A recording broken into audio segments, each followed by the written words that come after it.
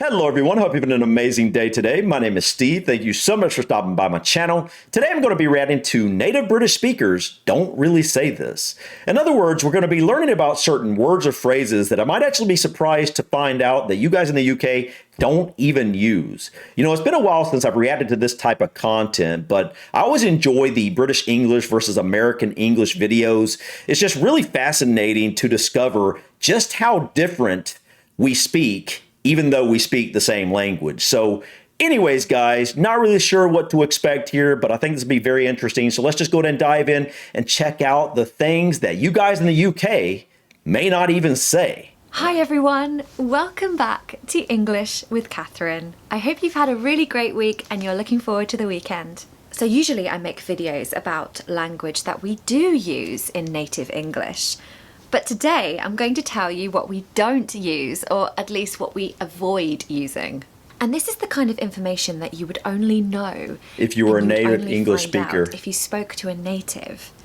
I know that when I was learning Spanish, all I wanted to know is what the people were actually using, you know, everyday Spanish. And that's the stuff that you just can't learn in textbooks. Right. Number one is she's sleeping. She's sleeping. She's sleeping. No, we don't say she's sleeping. We say... Wait, hold on. You don't say she's sleeping? Like if someone said, where's Sarah? You wouldn't say, oh, she's sleeping. Really? That's interesting. Okay. She's asleep.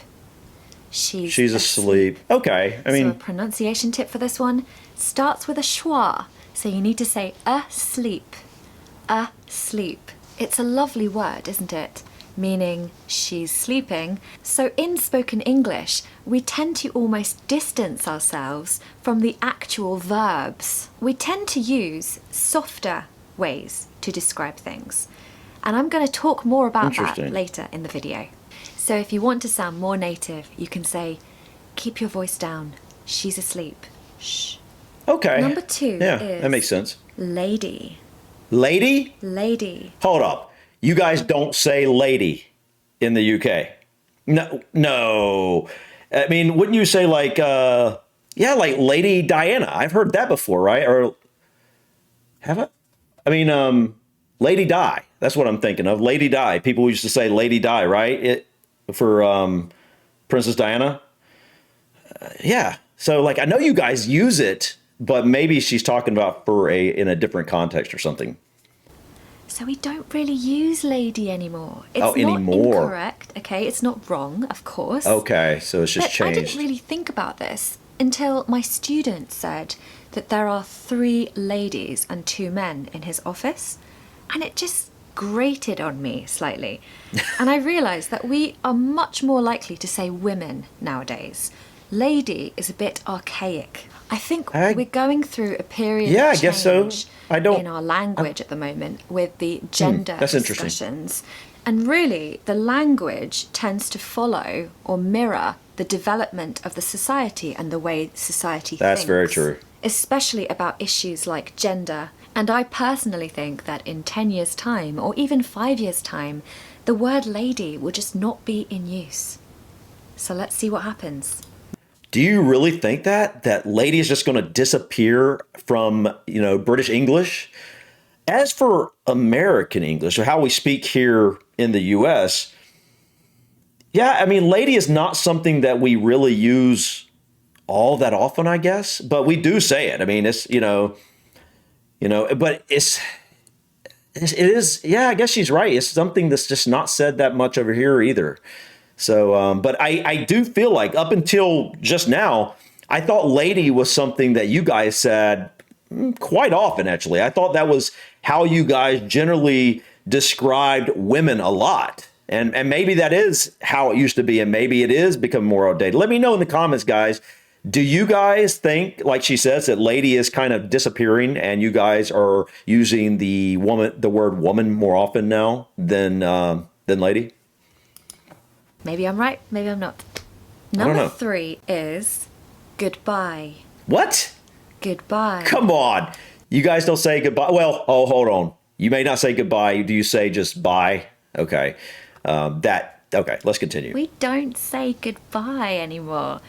I mean, some people do, and it's not incorrect, Goodbye. as I keep wanting I to do on the remind you. None phone of all this the is time. I just incorrect. did when I It's just got off the phone. natural habits of natives, okay? So we're much more likely to just say bye these Right. days. I really can't remember the last time I said goodbye, honestly. If you want to That's sound interesting. really warm and friendly, you can say, see you soon, see you later, looking forward to seeing you again, see ya, I'll catch you soon, or even reference the next time you will see that person. So, see you next week or see you in a month. Number 4. Okay, that one is kind of surprising to me because I realize I use goodbye all the time.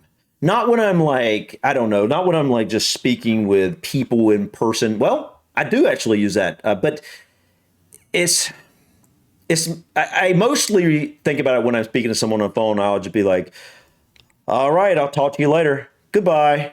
And it's you. I guess I don't usually do that with like people I'm very close to. That tends to be like I was on the phone earlier with the insurance company. About a month ago, I someone rear-ended me, and so finally that's getting taken care of. And so I was speaking to the claims adjuster on the phone, and I said goodbye. And thinking about that, I think I always say goodbye to people on the phone if they aren't if we aren't close, or if I don't really know them, or if it's like something like an insurance company or something like that. If I'm talking to if I'm saying bye to my wife, yeah, I'm not just like goodbye. It's interesting. That's very interesting. That's something I love about these types of videos, because it's not just learning about how you guys phrase things in the UK. It also helps me to think about how do I actually speak? What are the words I use in certain circumstances as well? It's just really interesting, guys. But let me know if you guys ever use goodbye, or do you always just say bye or something like that? Is eat, drink. Eat or drink? What? We don't really Come on. tend to say them. Now, again, Hold on real quick. I'm trying to think. What would you guys say instead of eat or drink? I mean, obviously, I guess I'm going for a bite. I mean, I wouldn't think that would be what you'd say on a regular basis. Like if I was speaking to my wife and we were like, we were going to I was like getting hungry or something, I might say, I'm getting hungry. Let's go get something to eat. Or like, man, it's really hot. I got to get something to drink. So I do use that term on a regular basis. So it's actually surprising to hear that you guys wouldn't use eat or drink very often. I have no idea what you guys would replace that with. we do use them, but let me Okay. show you what I mean. So I mentioned earlier that we tend to, in speaking, distance ourselves from actual verbs like sleep. So the same way that we soften our vowel sounds in the British accent, we also like to soften the meanings in our vocabulary. This can be really obviously seen in euphemistic language. For example, we don't like to say she died, we're more likely to say she passed away. So it's softening the language. I see that right there. A less obvious example is when we avoid using basic human verbs like eat, drink, sleep, and we describe it in a different way. Sometimes by putting the verb eat at the end of the sentence to take the focus off the verb. For example, let's have a bite to eat. Shall we have something to eat?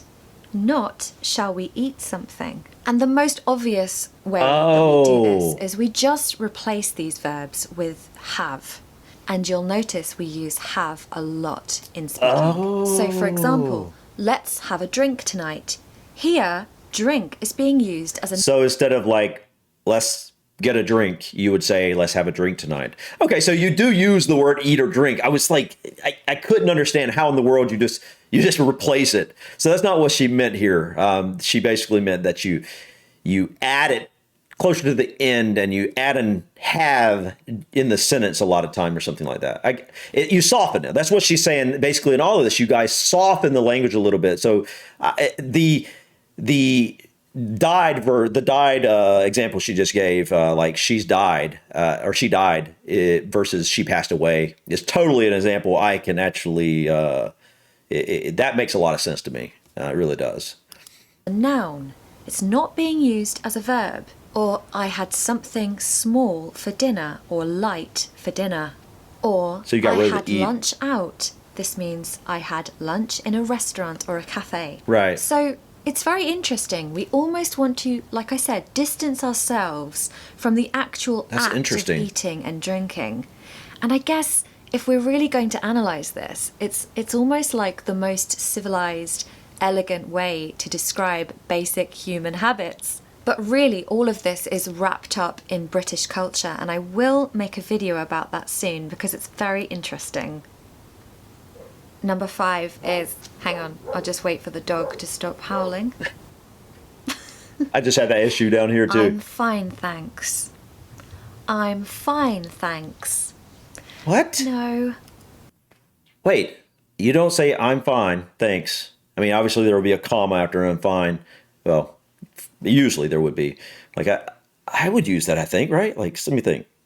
I'm fine, thanks. Or I'm fine, thanks for asking. You know, I've used that plenty of times.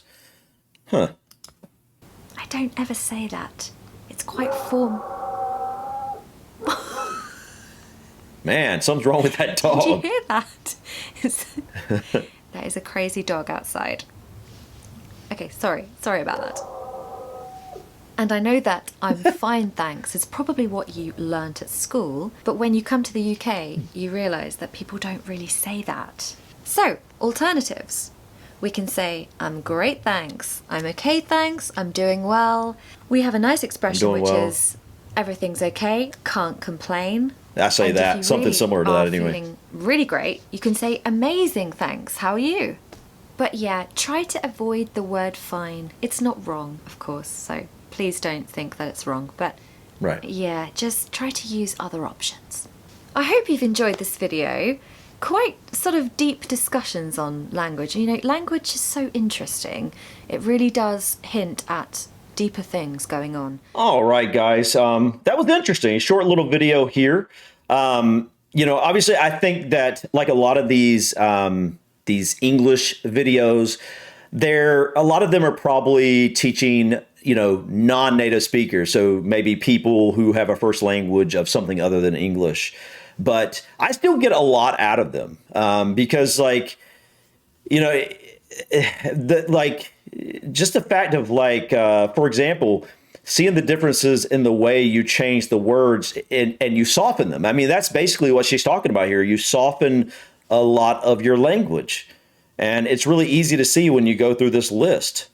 But let me know in the comments, guys. Do you feel like she's accurate here? Like, obviously, there are so many different accents and dialects throughout the UK that everybody's going to speak a little bit different in certain ways. And just like here in the US, if you go to the south, you know, to the deep south versus the Northeast versus the Midwest or whatever, everybody says certain things slightly differently. And so I'm sure this is not going to be accurate with everybody, but do you think this is probably accurate for, you know, for the most part in the UK? Do you feel like that I think basically what she's saying, for the most part, you soften your language, and there's certain words and phrases like lady, for example, that may be outdated at this point. And none of these are wrong. Like she was saying, none of them are wrong. If you want to use them, you can, and there's nothing, you know, no one's probably going to look at you funny because you use them, or maybe certain people will, who knows. But you know, it's more like teaching what British English looks like today, I believe is what she's basically doing here. And so this is really interesting, guys. I always love these, you know, British English. This wasn't a British English versus American English video, but it kind of had that vibe. It allowed me to kind of see how you guys may speak a little differently in certain ways versus the way I speak, and allow me to kind of, you know, recollect on the way I actually talk. And that's one of the reasons I love these videos, not just because I can learn about how you guys say certain things, But I also learn a lot about myself as well, you know, and how I can think about like, what do I say in those circumstances? But anyways, guys, thank you so much for stopping by. Please click that like button. Feel free to drop your comments or suggestions about this video or others. And don't forget to subscribe to continue to follow me on my journey to discover my British and Irish ancestry. Until next time, guys, peace.